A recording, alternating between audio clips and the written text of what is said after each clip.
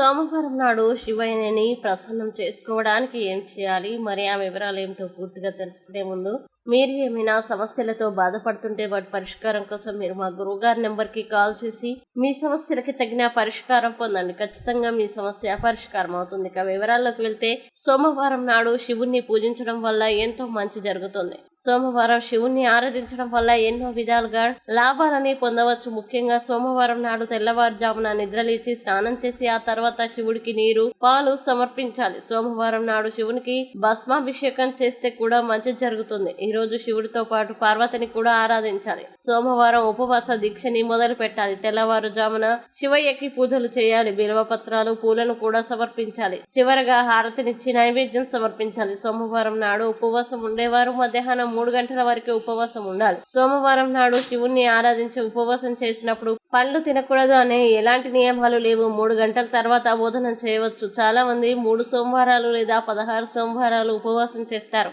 శివ పూజ చేశాక కథ చదువుకోవడం వల్ల లేదా వినడం చాలా ముఖ్యం. సాయంత్రం శివుడికి పూజ చేసి హారతినివ్వాలి. ఇలా సోమవారం నాడు శివుణ్ణి ఆరాధిస్తే విశేష ఫలితాన్ని పొందవచ్చు. ఈ వీడియోని లైక్ చేయండి, షేర్ చేయండి. ఇలాంటి మరిన్ని వీడియోల కోసం మా ఛానల్ ఇప్పుడే సబ్స్క్రైబ్ చేయండి.